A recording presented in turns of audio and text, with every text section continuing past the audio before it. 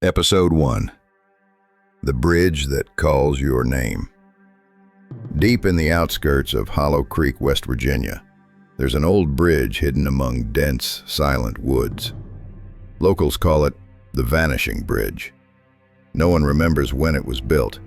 No one dares to cross it after sunset. They say that back in 1983, a young woman threw herself into the river beneath that bridge on a cold autumn night. Her body was never recovered. Only a white scarf caught on the rusty railing. Since then, people who pass by claim they've heard a woman's voice whispering their name, rising from the mist above the water. Some who tried to investigate never stayed long enough to tell what they saw. Last October, 3 young men, Kevin, Josh, and Ryan, decided to visit the bridge.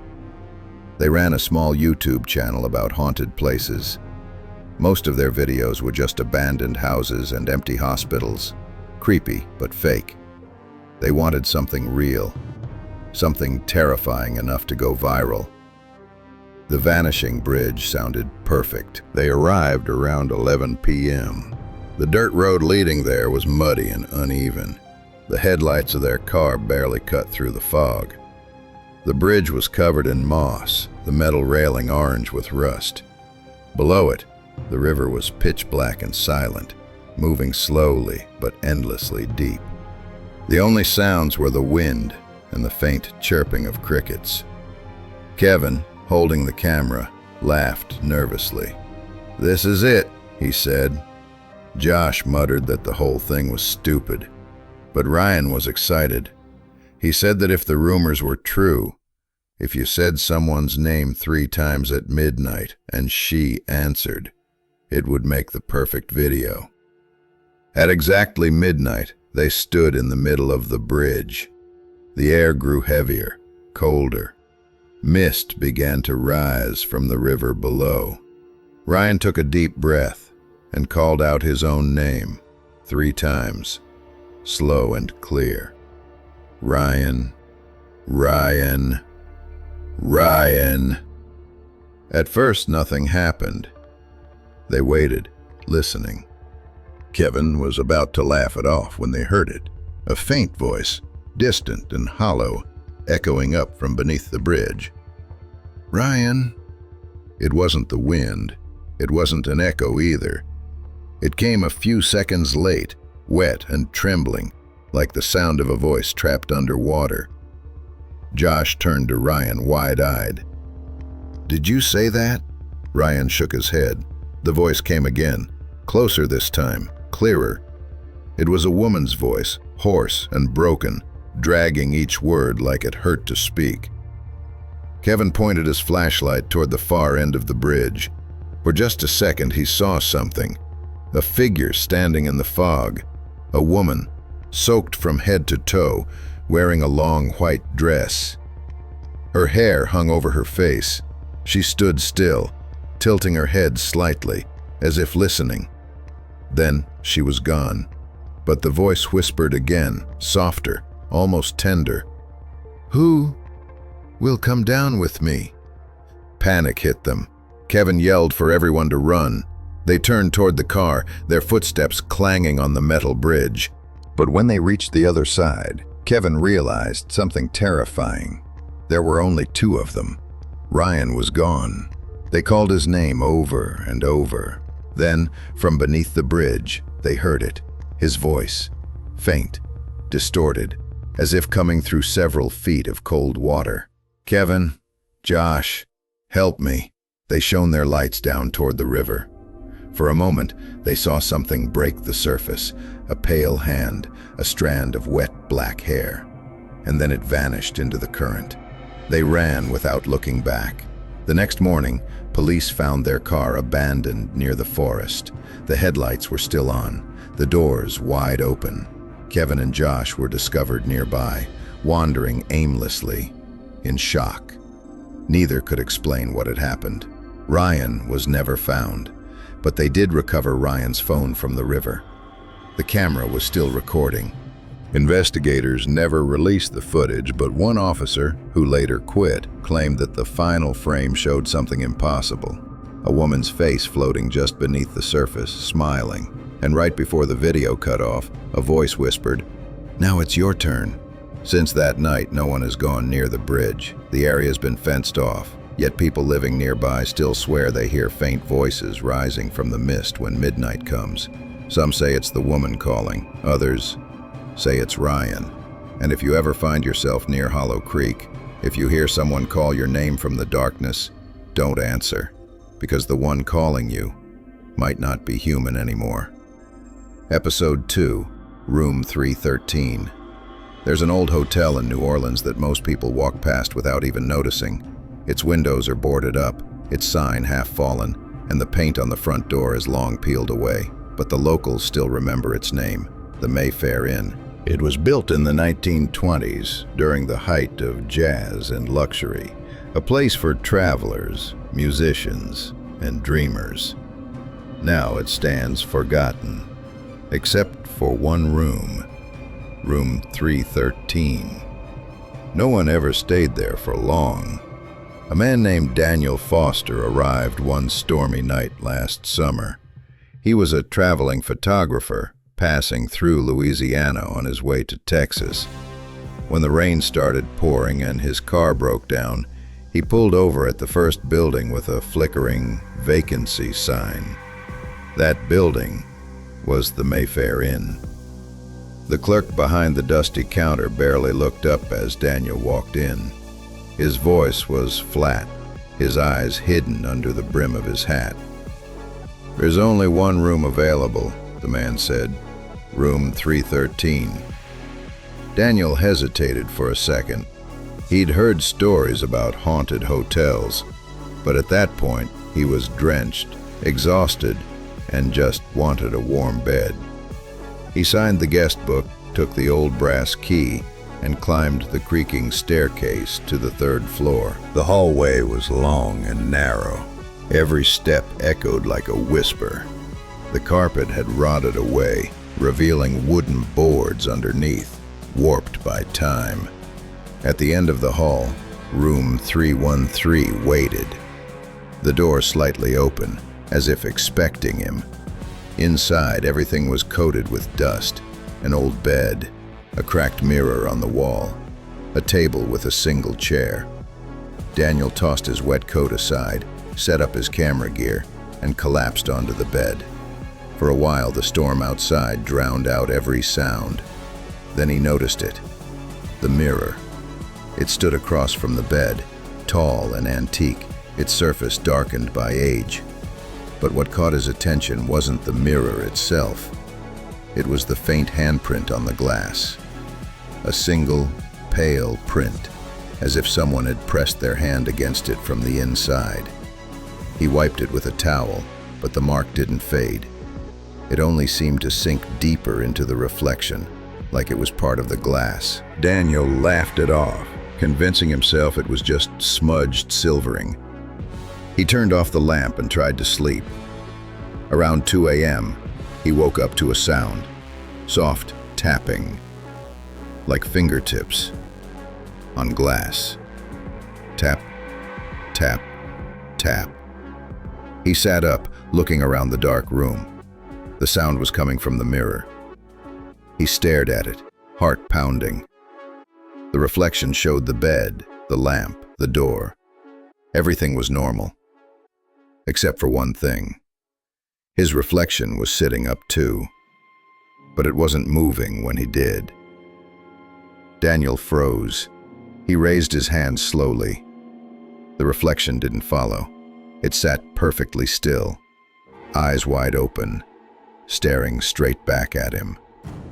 And then, it smiled. A slow, unnatural smile that spread too far across its face. Daniel stumbled out of bed and turned on the light. The mirror showed nothing but his pale, terrified face. No smile, no movement, just him. But the tapping began again, louder this time, desperate, insistent. When he leaned closer, he realized the sound wasn't from the surface anymore. It was coming from behind the glass. The next morning, the hotel clerk found room 313 unlocked. The bed was unmade, Daniel's belongings still there. His camera, his bag, his car keys. But Daniel himself was gone. The police found his camera the following week, sold to a pawn shop 2 streets away. The last photo in the memory card was taken at 2:04 a.m. It showed the mirror in room 313. At first glance, it looked ordinary, until you zoomed in. Behind the reflection of the empty bed, there was a faint outline of a man's face. His eyes wide open, his hands pressed against the glass from the inside. The hotel has been closed ever since. Yet locals still claim that if you pass by the Mayfair Inn at night, you can sometimes see a light flicker in the window on the 3rd floor. And if you listen carefully, really carefully, you can hear someone tapping, slowly, patiently, waiting for you to check in. Room 313 is never truly empty. It's just waiting for another guest to take their place inside the mirror. Episode 3: The Whispering Woods. Deep within the Appalachian Mountains, where the fog never lifts and the wind never truly dies, there lies a forest known by the locals as the Whispering Woods. It doesn't appear on any map, but everyone in the nearby town knows the same rule: never go there after sunset.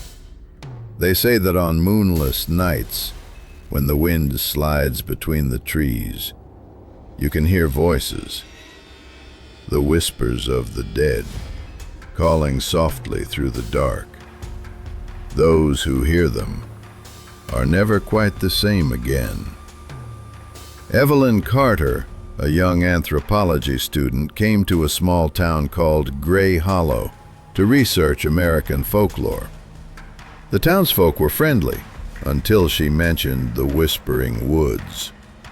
The old innkeeper's face turned pale. He muttered only one thing: if you hear someone call your name at night, don't answer. Evelyn laughed it off. She'd heard plenty of ghost stories before, but that night, curiosity won over fear. She decided to see the forest for herself. The next morning, Evelyn set out with her recorder, a compass, and a notebook. The forest greeted her with calm sunlight and birdsong. For the first few hours, it was beautiful, untouched and still. But the deeper she went, the quieter it became. The air grew heavy, dense, almost like it was listening.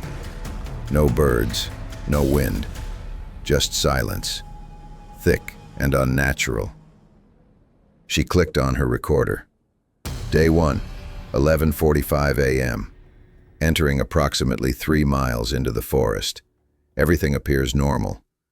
But when she replayed the audio, there was something else on the tape.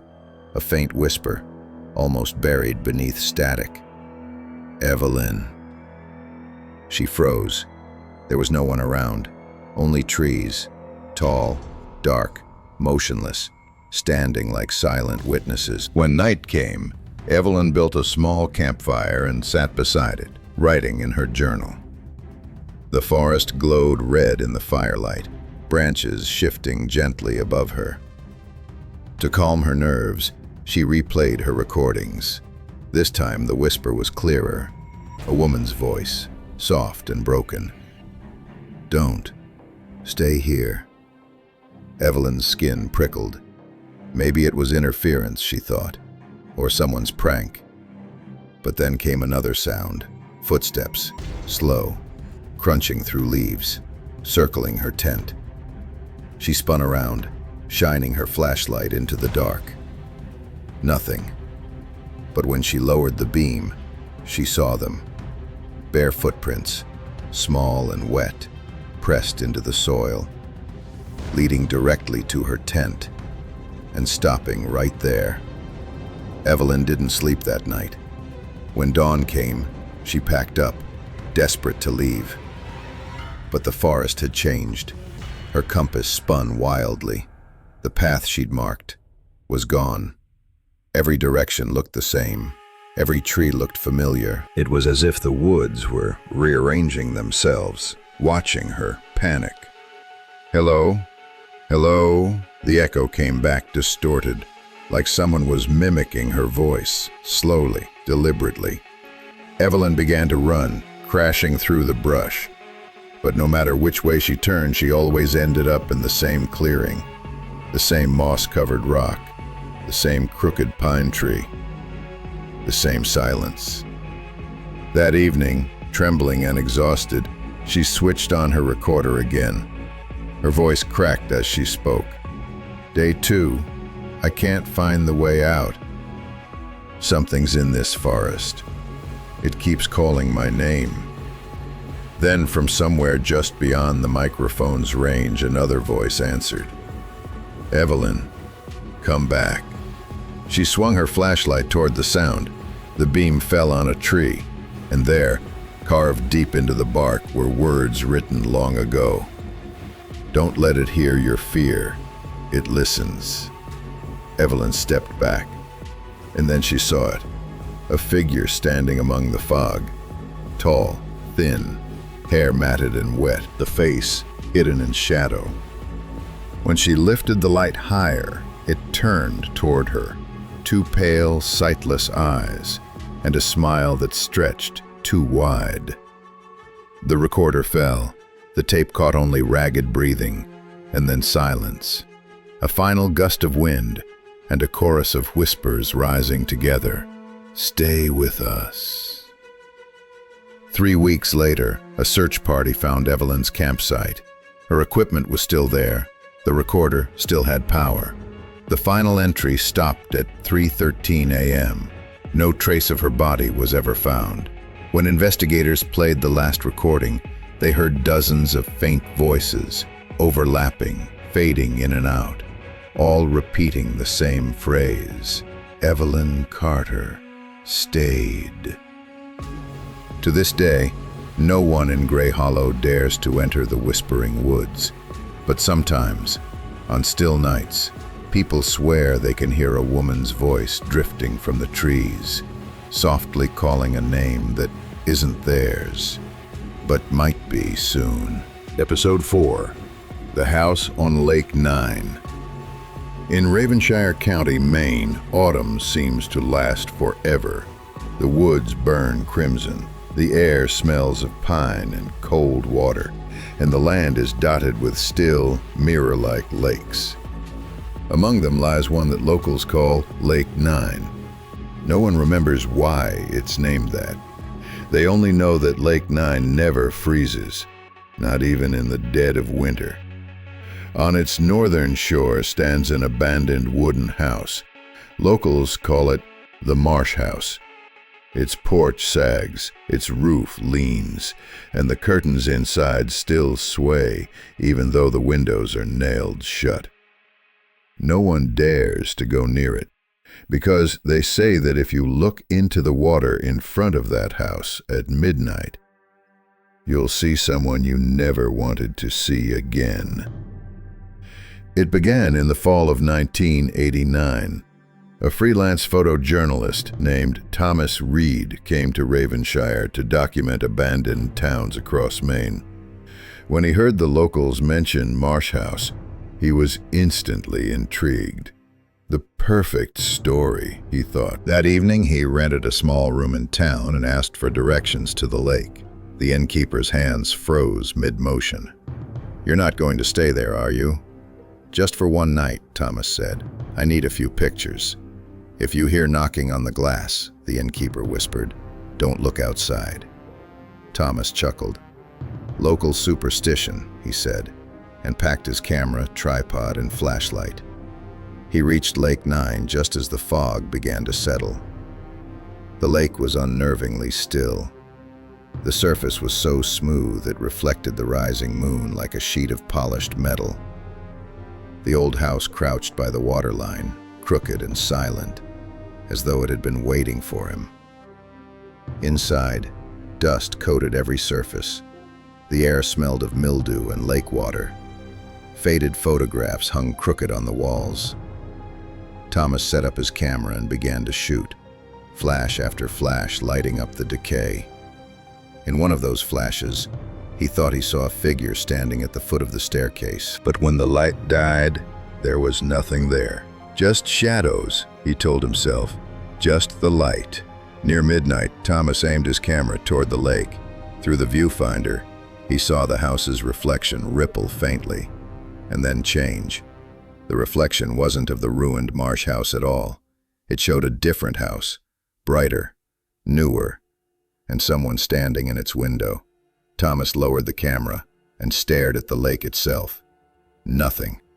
But when he looked back through the lens, the figure remained. A woman in a pale dress, her hair long, her face blurred, but her eyes completely empty. He steadied his trembling hands and took the shot.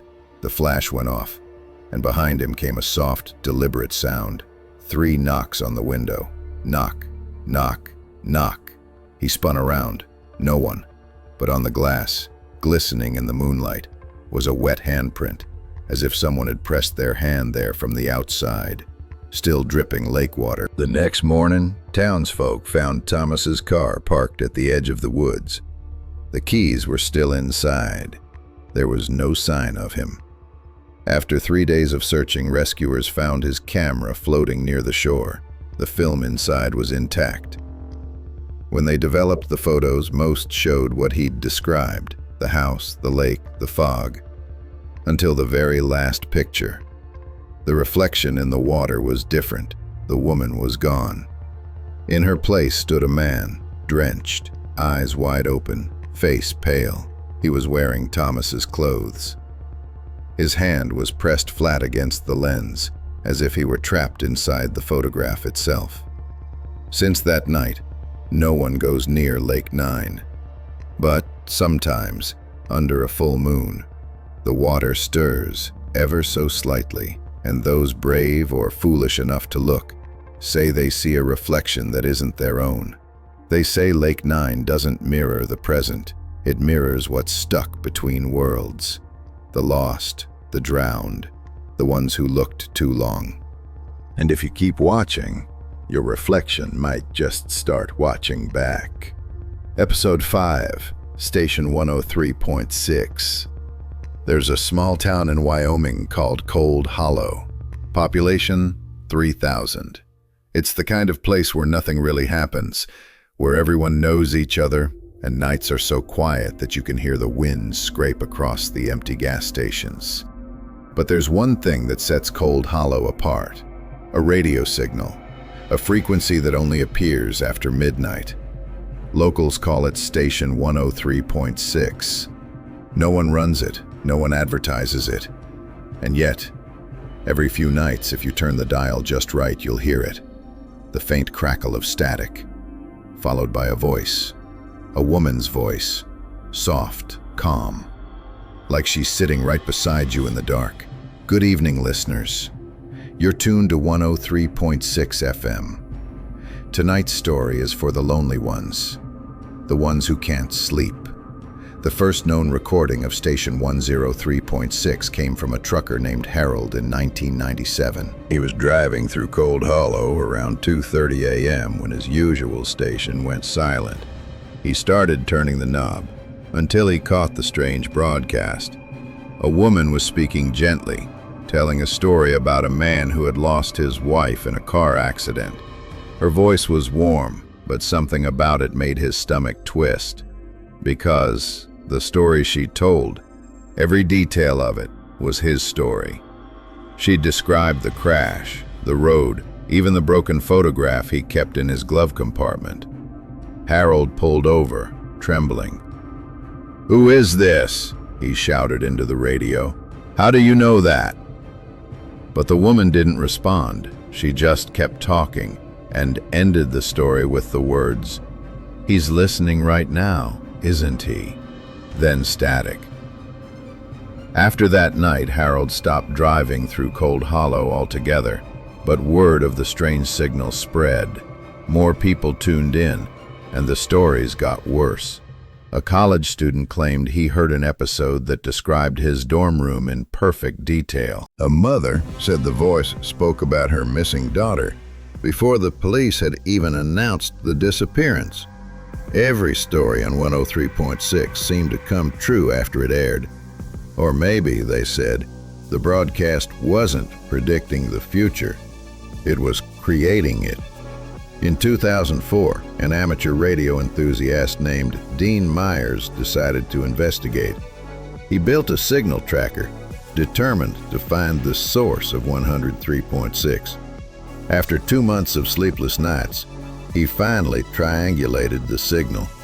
It came from the outskirts of town, from an old, burned-down radio tower that had been abandoned since 1985. When Dean arrived, there was nothing there but a collapsed metal frame and melted wires.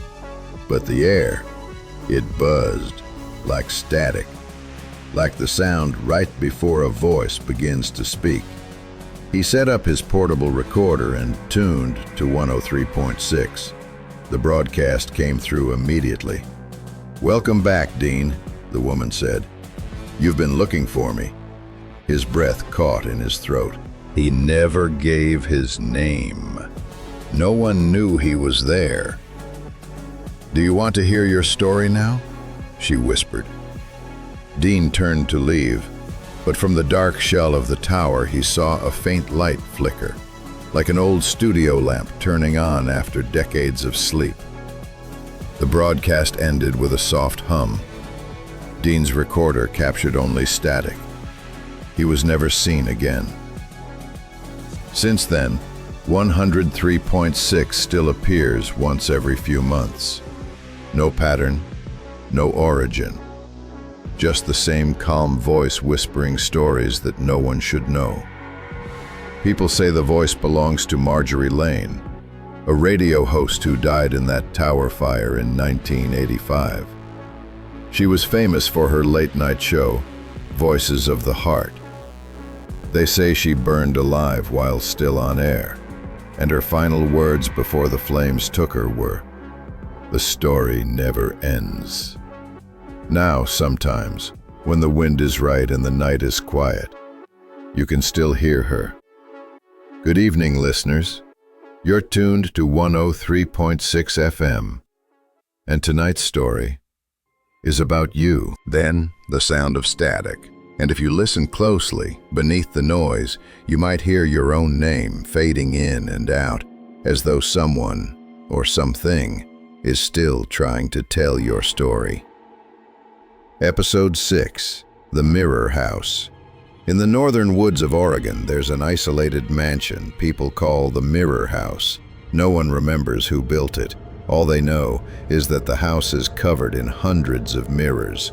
Walls, ceilings, even the floors glimmer like glass. In sunlight, it looks beautiful. At night, it becomes a maze of reflections that don't quite move the way they should. Locals whisper that the house once belonged to a magician named Victor Holloway, a man obsessed with illusions and with the way humans see themselves in mirrors. He used to say, "A mirror doesn't just reflect, it remembers." After Victor's wife died in a stage fire, he vanished from public life. Rumor says he locked himself inside that mansion and began collecting antique mirrors from across the world, from burned-down chapels, haunted hotels, and rooms where people had died. He lined the entire house with them, turning it into a cathedral of reflections. Then, one night, Victor disappeared too. His body was never found. Only the mirrors remained, each with faint handprints on the inside of the glass, as if someone had tried to claw their way out. Decades later, in 2011, a young photographer named Emily Grant heard the story and decided to investigate for her art project, The Houses of Reflection. She arrived one rainy afternoon. The forest was quiet, heavy with fog, and the house shimmered in the distance like something half real. Inside, the air was cold and still. Every sound she made bounced back at her, and every reflection seemed to move just a little too slow. like the images in the mirrors were thinking before they copied her. Emily began taking pictures. Each flash lit up the endless hall of mirrors, and in one of those flashes, she saw someone else standing in the reflection. A woman, not her, smiling faintly from the corner. Emily lowered her camera. No one there. She looked back into the mirror. The woman was gone. Just lighting tricks, she muttered, and kept shooting. But the deeper she went, the stranger it became. Some mirrors showed her smiling when she wasn't. Others showed a shadow standing right behind her, always 3 steps away. At the end of the hall, she found a massive, dust-covered mirror framed in carved wood. Across the top were the words, "Where the real and the reflection meet." She wiped the dust away and stared into it. It showed her, yes, but something was off. In the reflection, her eyes were closed. In reality, they were open. She froze. Then the reflection's eyes opened, black and endless. Panic surged through her. She turned to run, but the sound of footsteps echoed all around, multiplied by hundreds of mirrored walls. One set, then 2, then dozens. Every mirror she passed showed a different version of herself. One crying, one screaming, one laughing, and one, just one, standing perfectly still, staring straight back at her. It whispered, "It's time to switch places." The next morning, searchers found Emily's car parked near the forest gate. Her camera was inside, battery dead. When they checked the memory card, there was only one photograph. It showed the final mirrored room. In the center, a woman stood before the massive mirror. She looked exactly like Emily, but she was facing away from the camera. And on the surface of the glass were bloody handprints, pressed from the inside. The mirror house still stands deep in the Oregon woods. No one goes near it anymore, but sometimes hikers say that after dark they see flashes of light from within, like the burst of a camera flash, and a woman's silhouette standing in the mirror waiting for someone brave enough to look back. Episode 7, The 3 a.m. Bus. In the quiet suburbs of Seattle, there's a rumor that only night shift workers talk about. A bus that runs at 3 a.m., even though no official schedule lists it. Locals call it Route Zero, the bus that appears only when the fog is thick enough to hide the stars. Some say it's just an urban legend. Others have ridden it. It started with a man named Daniel Price, a hospital janitor. He worked the late shift and usually walked home after midnight. One night, the rain was coming down hard and the streets were empty. When he reached the stop on Pine Street, a bus pulled up, headlights dim, windshield fogged. The sign above the driver's seat flickered weakly, Route Zero, downtown. Daniel hesitated. He didn't remember this route existing, but the idea of walking home through the storm didn't sound appealing. He stepped inside. The driver didn't say a word. He wore an old cap, his face hidden in shadow. Daniel swiped his card. It beeped, though the screen showed no fare. He took a seat near the middle of the bus. There were only a few other passengers, all silent, all staring straight ahead. At first, it seemed normal. The soft hum of the engine, rain sliding down the windows. But soon Daniel noticed something strange. The bus wasn't following any street he recognized. The city lights had vanished. Outside, the world was swallowed in gray mist, and the road stretched endlessly forward. No signs, no buildings, just fog. He leaned toward the woman sitting across the aisle. "Excuse me, do you know where this bus is going?" She slowly turned her head. Her eyes were wide, glassy, and when she spoke, her voice was distant, like it came from another room. "Home." Then she turned back to the window. Daniel's heart pounded.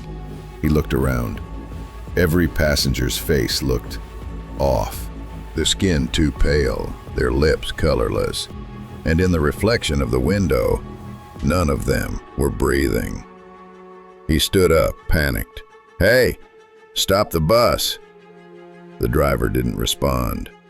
Daniel grabbed his shoulder and felt nothing but cold, like touching the surface of a frozen mirror. The driver slowly turned his head. His eyes were hollow, and in a low voice he whispered, "You weren't supposed to get on." Then the lights flickered. When they came back on, the bus was empty. Daniel was alone. No driver, no passengers, no sound, just the endless hum of an engine driving itself. The next morning, police found a wrecked bus deep in the woods, at least 10 miles from the nearest road. It was rusted, its tires flat, and according to records, Route 0 had been discontinued 30 years ago after a fatal crash. Among the debris, they found a hospital ID badge. Name, Daniel Price. But the strange thing is, he wasn't dead. Witnesses swore they saw him that same morning, standing at the Pine Street bus stop, soaking wet, staring down the empty road and whispering, "I missed my stop." Today, drivers who pass that same intersection say that on foggy nights, they sometimes see a bus idling at the curb, its windows dark, its doors open, waiting for someone who needs a ride home. If you ever find yourself alone at 3 a.m. and a bus pulls up with no number on it, don't get on. Because once you do, it never really lets you off. Episode 8. The Lake That Watches You. Deep in the northern mountains of Montana, hidden within a forest of ancient pines, lies a small lake called Black Hollow Lake. It doesn't appear on any map. No trail leads to it. Yet every local knows the same warning, whispered for generations. Never stare into that water for too long, because it might start staring back. The story begins in the summer of 1989. 3 college students, Evelyn, Mark, and James, set out for a weekend camping trip. They'd heard of a lake so still it reflected the night sky like glass. None of them believed in ghost stories. That was their first mistake. They packed tents, flashlights, and a camcorder. After hiking for nearly 3 hours, they found it, a lake of black water, perfectly calm. No ripples, no sound of birds, only the faint whisper of wind slipping through dead leaves. That night, they sat by the campfire, laughing and telling scary stories. But Evelyn couldn't stop looking at the lake. She said she saw a face staring back at her. Not her reflection, but that of a woman with dripping wet hair and wide, unblinking eyes. Mark teased her, saying it was just her imagination. But when James shined his flashlight at the water, the face was still there, and it was looking right at them. Then the flashlight died. The laughter stopped. Only the sound of footsteps circling the lake remained. Slow, deliberate, wet. That night, Evelyn disappeared. Her tent was torn open, her shoes still inside, but there were no footprints, not a single one, leading away from camp. Mark and James searched frantically until dawn. Just before sunrise, they saw something floating in the water, a strip of red fabric. Evelyn's shirt. When Mark leaned down to grab it, he saw another reflection staring up from beneath the surface. His own face, but with a crooked smile and hollow black eyes. Then, a pale hand shot out from the water and grabbed his wrist. James screamed and pulled him back, but for a split second, he saw 3 faces reflected in the lake. Evelyn, Mark, and something else. Something that didn't belong to this world. The next morning, only James was found, unconscious by the lakeshore. He didn't speak a word for 2 years. When he finally did, his first words were, She's still down there. And she's not alone. Locals say that on nights when the moon is half hidden, you can still see 3 figures standing by Black Hollow Lake. They don't move, they don't breathe, but their eyes follow you no matter where you stand. And if you look closely at the reflection, sometimes you'll see your own face, but slightly different. Your mouth won't be smiling, but the reflection will. Today, the forest around Black Hollow Lake remains abandoned. No one camps there anymore. Hikers say they feel eyes on them whenever they get too close, as if the surface of the water itself is watching, waiting. One park ranger once claimed that at sunset, he saw a girl standing in the middle of the lake, water rising to her neck, her hair covering her face. When he called out to her, she lifted her head, and the face he saw was his own. So if you ever find yourself lost in the forests of Montana and stumble upon a lake so still it looks like glass, don't stop, don't look down, and never let it see you first. Because if you stare too long, one day it might start staring back through your own reflection.